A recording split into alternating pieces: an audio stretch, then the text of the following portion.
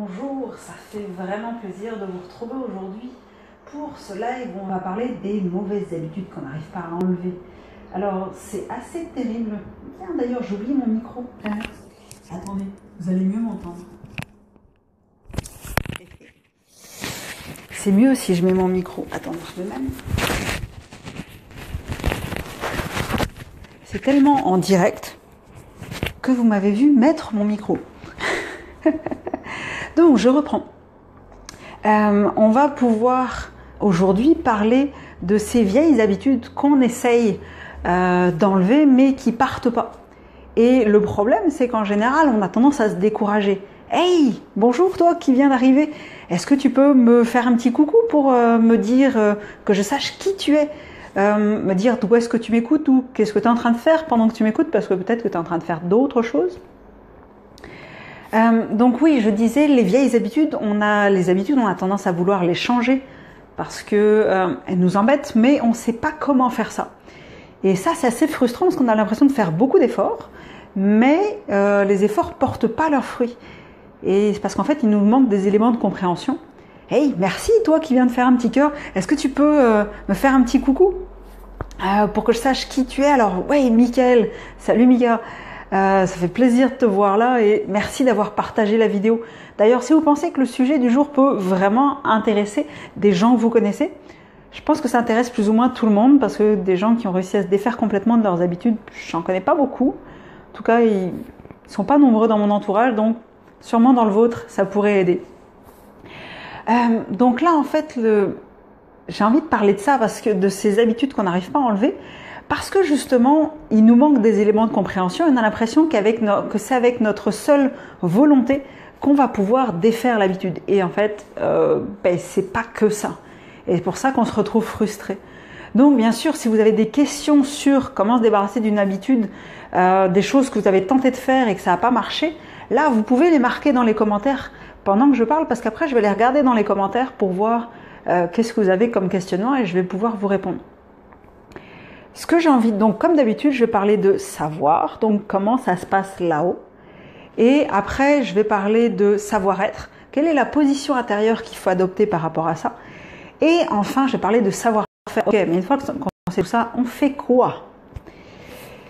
Et première chose, donc la compréhension, ça aide à changer une mauvaise habitude. Par contre, ça ne fait pas tout le boulot. Ça, on va voir ça après, justement. Je vois qu'il y a d'autres personnes qui arrivent. Si vous pouviez me faire un petit coucou, me dire d'où est-ce que vous venez ou peut-être d'où est-ce que vous écoutez la vidéo, ça serait vraiment super. Ça me permettrait de savoir comment vous appelez puis pouvoir m'adresser à vous quand je parle. Oui, donc je disais le savoir. Premier savoir extrêmement important, truc qu'il faut comprendre extrêmement important, c'est que une habitude, moi j'ai 32 ans par exemple, une habitude, si c'est une vieille habitude, je l'ai depuis plusieurs années. Vous, si vous avez une habitude, quel que soit votre âge, c'est une habitude que vous avez depuis plusieurs années, plusieurs mois. Donc c'est quelque chose qui est bien ancré en vous, qui est ancré profondément. Donc vous imaginez, c'est comme si vous aviez creusé un sillon, année après année, mois après mois, avec ce comportement-là. Et quand vous voulez prendre une nouvelle habitude, c'est comme si vous partiez de quelque chose qui est complètement lisse, c'est-à-dire d'un sol qui est nu, qui est lisse, qui est plat. Et donc petit à petit, quand vous allez mettre des actions par rapport à changer cette habitude-là, vous allez commencer à creuser un petit sillon. Sauf que le truc, c'est que votre nouveau sillon, votre nouvelle habitude est bien moins profond que votre ancien sillon, votre ancienne habitude. Et ce qui fait que, automatiquement, si vous ne faites plus attention, vous allez retomber dans la vieille habitude parce que c'est le chemin habituel, c'est le chemin qui est le plus facile pour votre cerveau. C'est comme s'il y avait des autoroutes dans notre cerveau et que les habitudes, c'est des autoroutes qui sont prises dans notre cerveau, c'est des comportements automatiques. Ce qui fait que quand on arrête d'être en conscience de ce qu'on fait, donc quand on est en inconscience de ce qu'on fait, on retombe dans la vieille habitude parce que c'est facile, c'est ça qui a toujours existé depuis qu'on est jeune, donc c'est le chemin de moindre résistance. Et le cerveau prend toujours le chemin de moindre résistance quand on est en comportement automatique. Parce que ce qui gouverne nos comportements automatiques, c'est le subconscient. Et ça, c'est valable pour tous nos comportements. J'en parle parce que oui, je parle de dépasser la peur du regard des autres, mais justement, nos réactions face au regard des autres, c'est une habitude. C'est quelque chose qu'on a pris l'habitude de faire, c'est un comportement qu'on a pris l'habitude d'avoir. Et dans ce cas-là, ça pose un problème parce que on a beau consciemment vouloir changer, l'inconscient reprend rapidement le dessus. L'inconscient, c'est quand même 95% de nos actions et nos pensées dans la journée. Donc, imaginons pas qu'avec nos 5 petits pourcents de conscience et de volonté, qu'on va réussir à la force de nos petits bras musclés à changer une habitude comme ça. Ça marche pas. C'est vrai qu'il y a des moyens qui permettent de faire des sauts comme par exemple l'hypnose, mais ça demande de l'entretien après. Et ça, c'est justement quelque chose qu'on va voir aussi. Donc, imaginons bien que cette habitude, elle est elle est ancrée sur des croyances limitantes qu'on a depuis assez longtemps. Là, je vois que je suis en train de parler depuis un petit moment. Je ne sais pas si ce que je vous dis, ça résonne avec vous. Je ne sais pas si vous êtes d'accord avec ce que je suis en train de dire, parce que moi, c'est quelque chose que je me suis rendu compte, c'est une autoroute. C'est quand on est en train de faire quelque chose. Vous savez, c'est comme le fait qu'on aille au travail, puis la route sur laquelle on conduit pour aller jusqu'au travail. Combien de fois combien de fois est-ce que vous êtes vraiment conscient de la route que vous faites? Je vais poser la question différemment. Combien de fois vous arrivez à un moment donné à votre travail et puis vous dites « Ah, ça y est, je suis déjà rendu, j'ai pas vu le temps passer, j'ai pas vu la route passer. » Oui, ça c'est parce que notre subconscient, lui, il a pris cette habitude-là, et puis on est en pilote automatique, puis c'est parti. Et le meilleur moyen pour arriver à se détacher des mauvaises habitudes, comme du regard des autres, comme de toutes les choses dont on veut se défaire, c'est la conscience. La clé, absolument, c'est la conscience. Et l'autre clé, c'est la constance, c'est-à-dire la persévérance dans ce qu'on fait. Hey, je vois du monde qui arrive. Faites-moi un petit coucou pour que je sache qui vous êtes. Ah, salut Mélanie. Hey, encore au rendez-vous, ça fait plaisir. Donc Mélanie, si tu as des questions sur les vieilles habitudes que tu n'as pas réussi à défaire, ou si tu as un exemple et que tu aimerais bien avoir mon avis sur ça, comment est-ce que tu peux te défaire de cette vieille habitude que tu n'as pas réussi à enlever, tu sais comment faire, marque-les dans les commentaires, ça me fera plaisir de pouvoir t'aider là-dessus. Donc je disais, voilà, c'est si on a une habitude, quelque chose qui persiste malgré nos efforts, c'est parce que c'est ancré sur des croyances limitantes et sur des conditionnements. Et ces croyances limitantes, la plupart du temps, on les a eues quand on était tout petit. Et quand on était tout petit, on voulait de l'amour et de l'attention de nos parents, donc on s'est imprégné de toutes ces croyances-là, de tous ces conditionnements-là, pour être fonctionnel dans la famille dans laquelle on était, correspondre au modèle familial dans lequel on était, et recevoir cet amour et cette attention-là. Donc en fait, au lieu d'être en mode téflon, comme je disais là par rapport aux critiques dans un des lives que j'ai fait précédemment, que je vous conseille de voir d'ailleurs, on est en mode velcro. Quand on est petit, on est en mode velcro. On accroche toutes les croyances, tous les conditionnements qu'on nous lance à la figure. Tout ce modèle familial, on l'intègre à l'intérieur de nous, et ce qui fait qu'à la fin, on a l'impression que ça fait partie de nous. Alors qu'en fait, non, ça fait pas partie de nous, c'est des croyances que l'on a achetées, comme on dit ici au Québec, que l'on a acceptées sans le vouloir, parce qu'on n'était pas en conscience, on n'était pas en capacité à l'époque de les refuser, parce qu'on était trop petits, puis ça dépendait de notre survie de les garder. Et quand on comprend ça, déjà, on fait « Ok, ça détend pas mal, hein, on se détend progressivement vis-à-vis de nos croyances, puis on n'est pas juste là « Oh mon Dieu, c'est de ma faute ». Non, c'est quelque chose automatique qui se passe quand on est petit.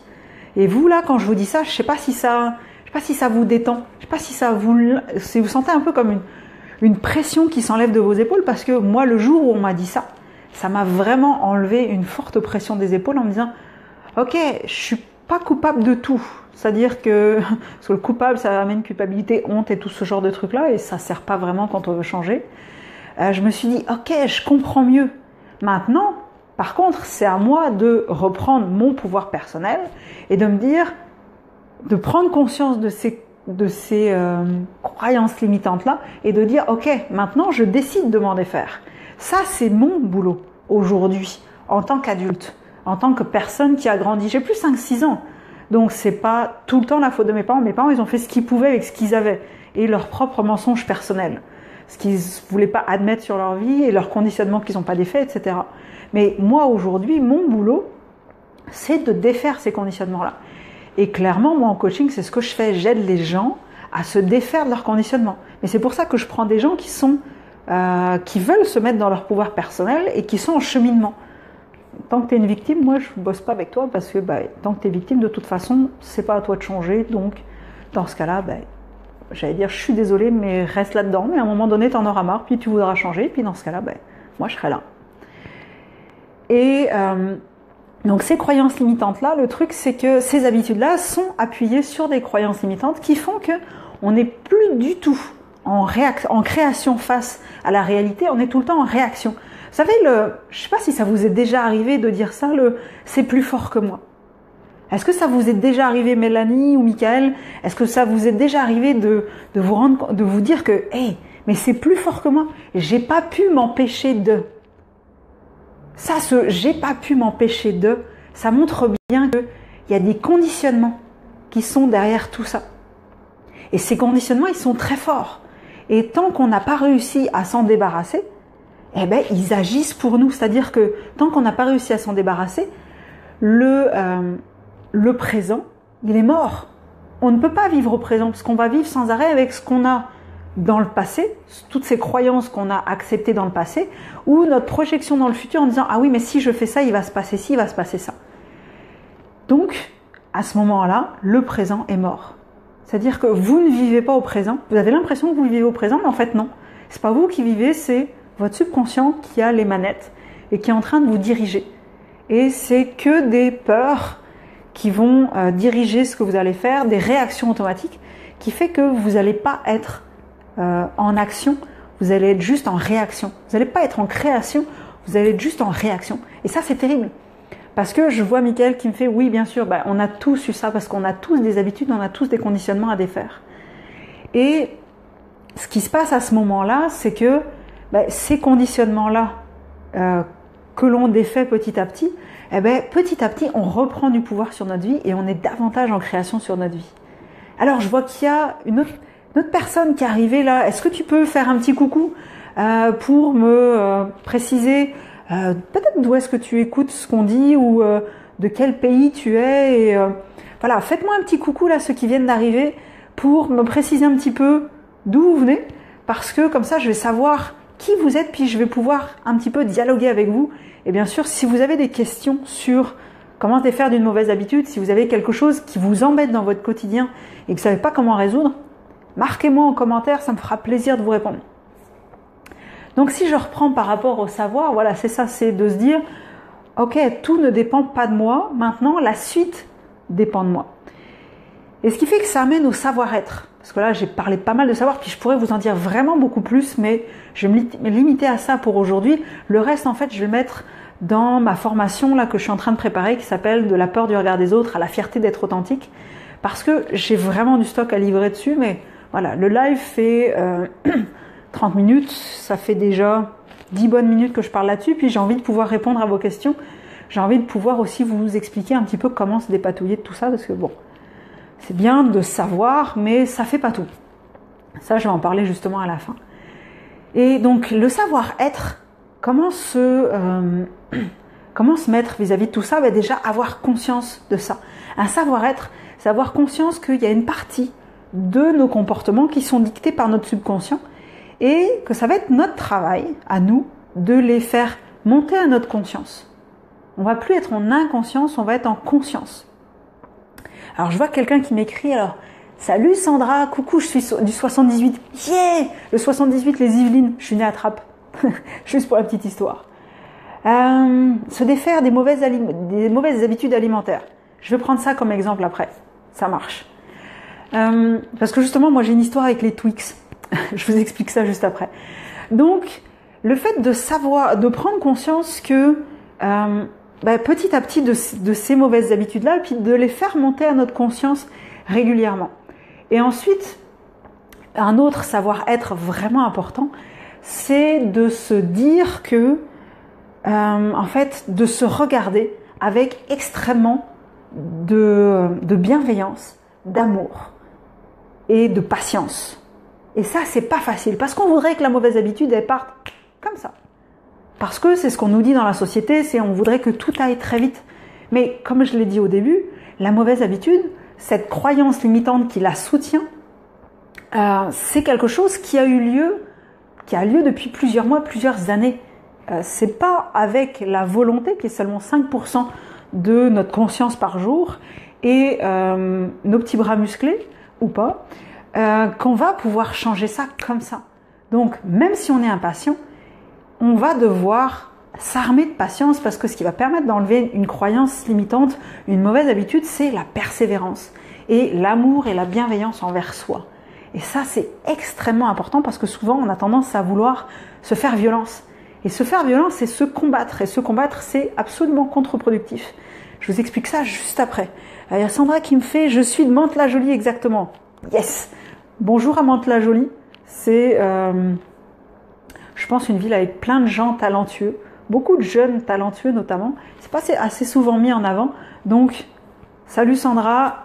Bonjour à Mantes-la-Jolie. Tu passeras le bonjour à ceux que tu connais de ma part. Puis d'ailleurs, si tu penses que le live là, ça peut aider du monde, partage-le sur ta page Facebook. Comme ça, il y a davantage de gens qui vont pouvoir avoir accès à ce que je dis. Puis peut-être que ça va les aider à un moment donné là, qui se retrouvent coincés vis-à-vis peut-être d'un trouble alimentaire comme toi tu peux l'être, ou d'autres habitudes qu'ils n'arrivent pas à enlever. Donc j'en arrive au savoir-faire. Le savoir-faire, c'est comment on se débrouille avec tout ça une fois quand on veut défaire une mauvaise habitude. Ben déjà, c'est en prendre conscience. Ça, c'est le premier truc. Parce que tant que ça reste dans l'inconscient, on ne peut pas savoir qu'on a une mauvaise habitude. On ne peut pas savoir que ce comportement-là nous est nuisible. Et là-dessus, souvent, le regard des autres peut être positif, parce que les gens vont pointer du doigt ce que j'appelle les angles morts. C'est-à-dire qu'on a tous des angles morts, des choses qu'on ne voit pas. Vous savez, un peu en voiture, là, il y a des parties qu'on ne voit pas. Il faut tourner la tête pour être capable de les voir. Ben, les autres, ils nous permettent de voir certains angles morts. Donc, on peut très bien leur demander, des gens qu'on sait qui vont faire ça en toute bienveillance, ok, qu'est-ce que tu vois comme comportement qui m'est nuisible et que j'aurais intérêt à changer? Ça, déjà, c'est cool. Donc, mais ça peut être soi-même prendre conscience de quelque chose qui est désavantageux au fur et à mesure qu'on avance dans la vie. Après, c'est une deuxième étape qui est extrêmement difficile, c'est l'accepter. Accepter qu'on est comme ça. Moi, à un moment donné, je me suis aperçue que oui, je mangeais des Twix régulièrement. Et le problème, c'est que je ne suis pas d'accord avec l'éthique de cette société. Et je sais que là-dedans, en plus, il y a plein de choses qui sont pas bonnes pour mon organisme. Ça n'est pas me respecter que de manger des Twix, parce que c'est de l'alimentation industrielle. Il y a plein de suppléments, de trucs comme ça et tout. Et ça n'est pas me respecter. Donc, accepter. Parce que le problème, c'est que la plupart du temps, on veut refuser. On veut passer tout de suite au mode solution. On veut dire « Ah non, je suis pas comme ça ». Mais sauf que le déni, ça n'a jamais rien fait marcher. C'est pas parce que tu éteins la radio que la radio ne continue plus à émettre. Donc, c'est pas parce que tu fermes les yeux ou tu regardes ailleurs que ça n'existe plus. Ça serait intéressant, mais la baguette magique n'existe pas et ça va pas disparaître comme ça. Même si on est quand même beaucoup de monde à vouloir que ça disparaisse comme ça, même moi encore, j'avais même vu à un moment donné, c'était un militaire qui disait un militaire gradé, qui disait que la pire plaie qu'il avait dans son état-major, c'était les gens qui ferment les yeux sur des problèmes en espérant qu'ils disparaissent d'eux-mêmes. Ça marche pas. J'ai un scoop pour vous, ça marche pas. Et ça sert à rien de vouloir le camoufler non plus, de faire comme si c'était de vouloir le combattre, parce que c'est comme si vous aviez un ballon de plage, pour utiliser l'image qu'utilise un de mes mentors que j'aime beaucoup, qui s'appelle Martin Latulipe.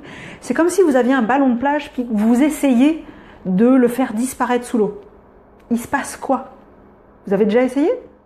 Il se passe quoi? Je vous laisse un petit peu marquer peut-être. Qu'est-ce qui se passe quand on essaye de mettre un ballon de plage sous l'eau, de l'enfoncer sous l'eau de toutes nos forces?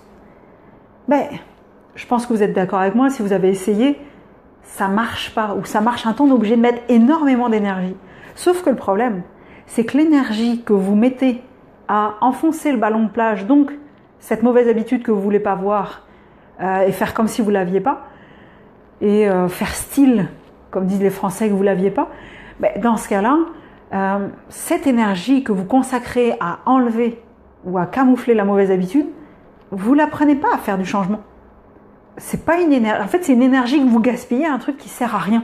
Parce que la mauvaise habitude, elle est toujours là. Je sais pas si vous êtes d'accord avec moi, mais cette notion de l'énergie, on en a une quantité limitée. La volonté, c'est prouvé. Des études ont montré que la volonté, on en a une quantité limitée par jour. Donc, si on perd de la volonté à essayer de camoufler quelque chose, un comportement que l'on n'aime pas, on ne peut pas l'utiliser pour autre chose. Donc l'accepter. Et il y en a qui vont me dire, alors je sais tout de suite peut-être ce que vous dites, parce que c'est déjà des remarques qui m'ont été faites, c'est oui, mais dans ce cas-là, je vais quand même pas... Il y en a qui disent oui, mais ça serait se complaire dans la mauvaise habitude, ça serait la valider. Non, on n'est pas en train de la valider, on n'est pas en train de se dire vas-y, continue. On est en train de se dire j'accepte d'être comme ça.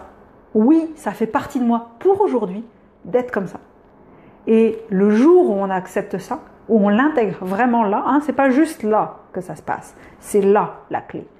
C'est que le jour où on accepte vraiment dans son cœur d'être comme ça, c'est seulement à partir de ce moment-là qu'on peut se permettre de changer, qu'on va pouvoir changer. Tant qu'on est en réaction, on ne changera pas. C'est foutu, c'est mathématique. Je ne sais pas si ça vous est déjà arrivé.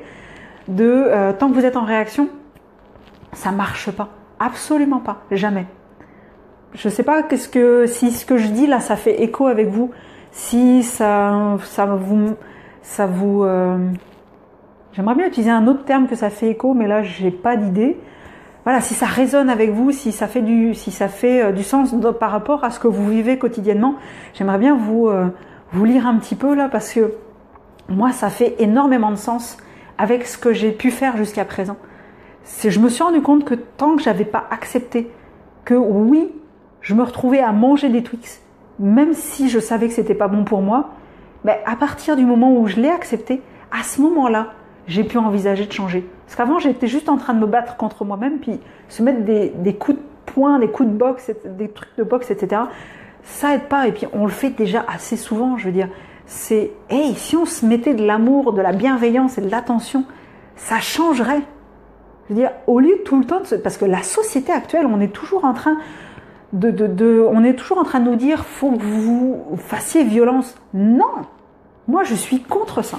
Je suis absolument contre ça. Et puis, je me contrefiche que j'aille à l'encontre du discours habituel.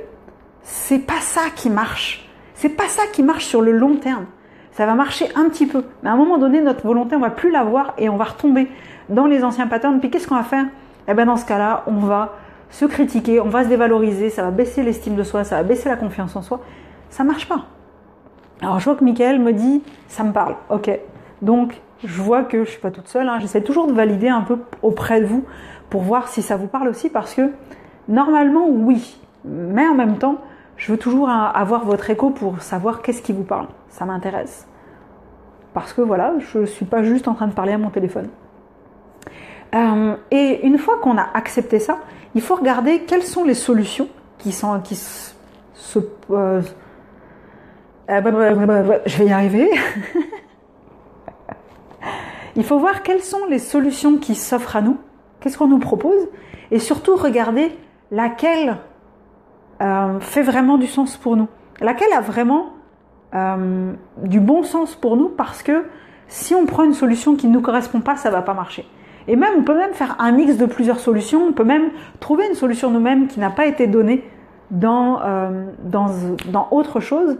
Et à un moment donné, quand on a pris la décision de se dire, ok, à partir d'aujourd'hui, je vais m'aimer, me respecter davantage et respecter davantage qui je suis, parce qu'en fait c'est ça, la décision de changer de mauvaise habitude, c'est de dire, je vais me respecter davantage, je vais m'aimer davantage, je vais être davantage bienveillant envers moi. Mais à ce moment-là, ça peut changer, et parfois, quand on se voit, en pleine conscience, on se voit, moi je me vois, vouloir aller acheter un Twix, eh ben, il faut que je me donne un bon coup de pied aux fesses plein d'amour pour me dire non ma grande, tu te respectes trop pour tomber là-dedans. Si ce Twix-là, tu veux le manger, c'est parce que tu as besoin de réconfort. Tu as besoin de t'apporter un petit peu d'amour et justement, tu vas te l'apporter autrement. Et c'est là qu'on va faire autre chose. Et en avoir conscience et le faire en toute bienveillance et dire non, je te connais, vieille habitude, je te connais, espèce de sillon profond que j'ai creusé depuis des années en toute inconscience. Mais non, je vais pas tomber là-dedans.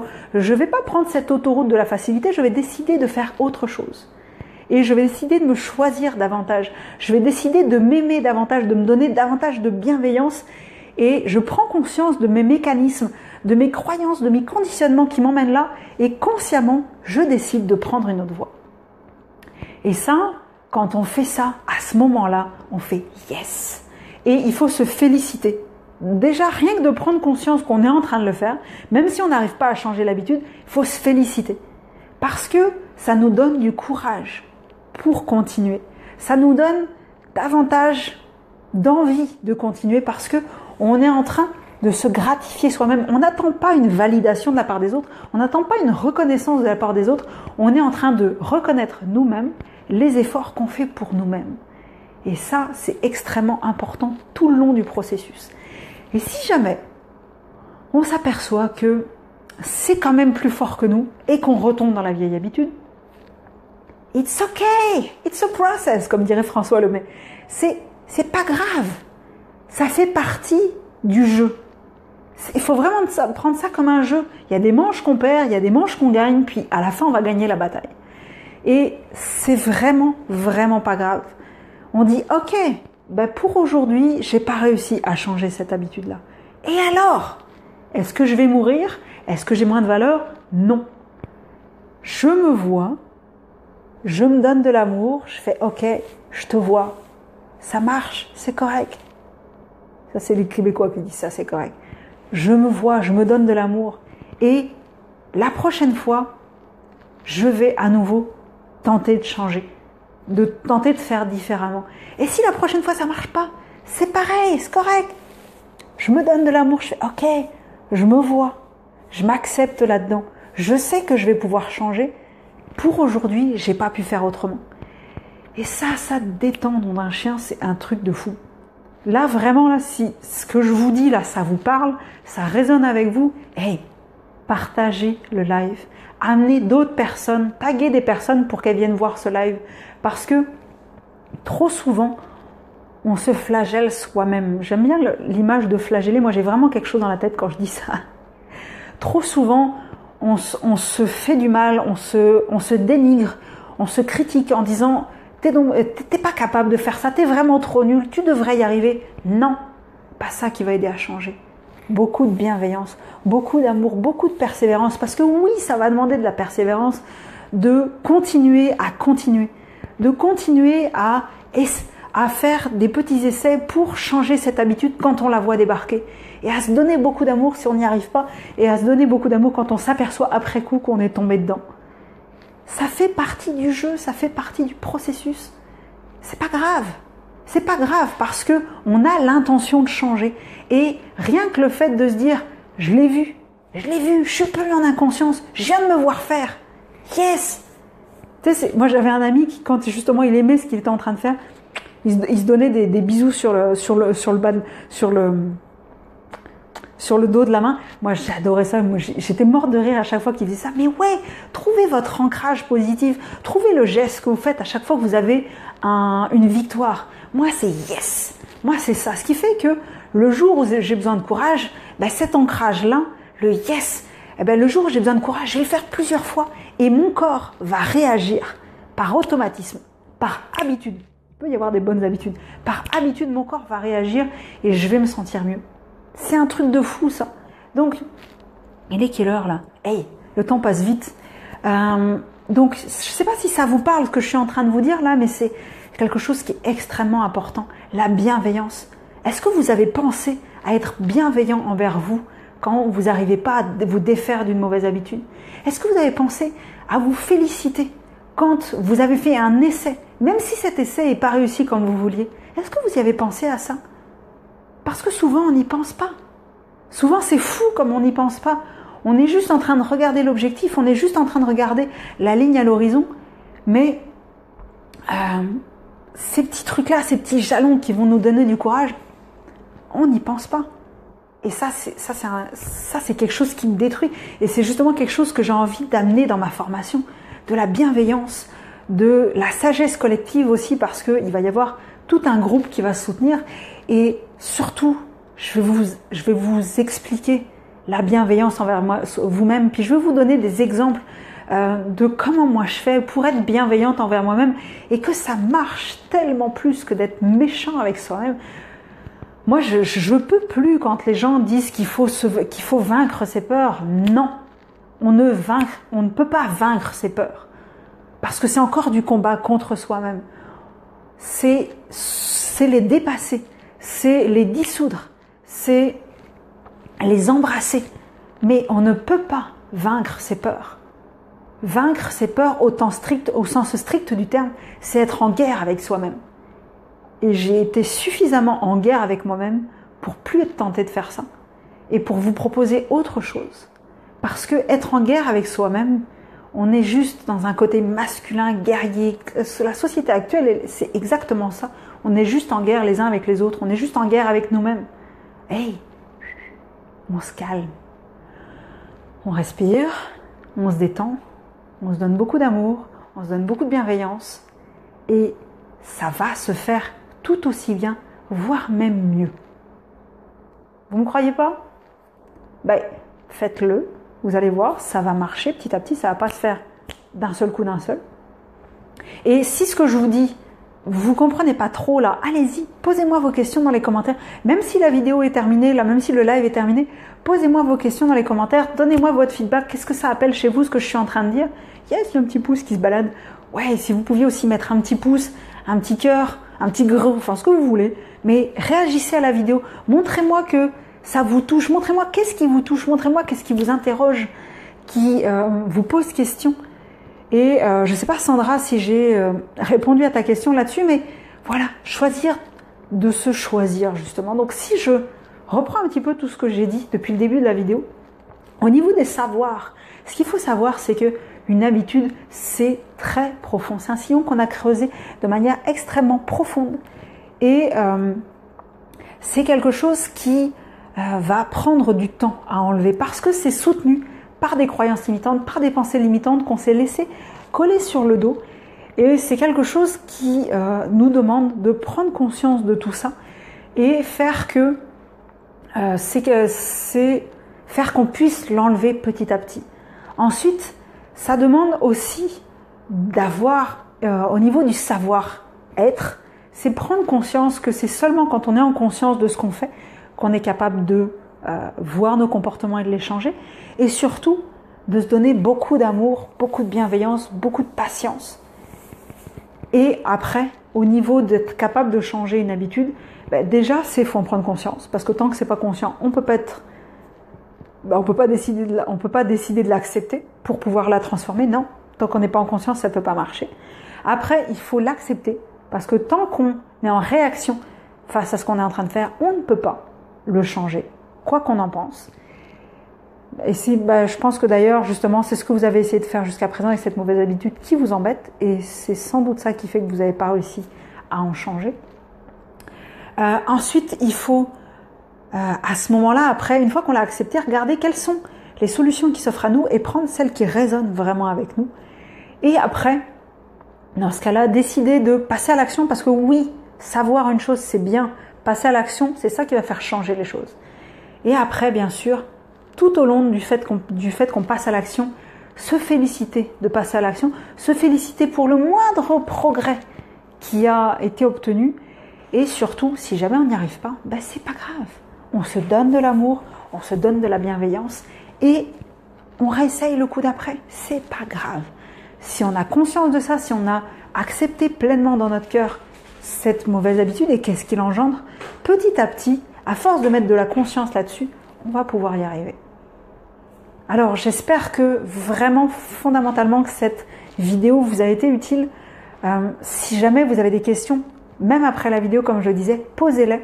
Des choses, une mauvaise habitude, vous ne savez pas comment l'enlever, marquez-le dans les commentaires et partagez cette vidéo pour qu'elle puisse être utile pour le plus grand nombre de personnes possible. Parce que c'est pour ça que je fais des lives Facebook tous les jours. Et rendez-vous demain pour savoir pourquoi est-ce que on attire toujours le même type de personnes dans sa vie. Vous savez, on récupère toujours les mêmes personnes dans sa vie, que ce soit en couple, que ce soit les personnes dans notre entourage, les personnes qu'on rencontre. Comment ça se fait, ça? C'est quand même pénible. Hein, c'est toujours ces mêmes personnes qu'on a dans notre vie, puis qui débarquent à intervalles réguliers dans notre vie. C'est relativement pénible. Ça, on en parle demain. Et je vais faire un petit post pour que si vous avez des questions, vous allez pouvoir les poser sous ce post-là et j'y répondrai demain dans mon live.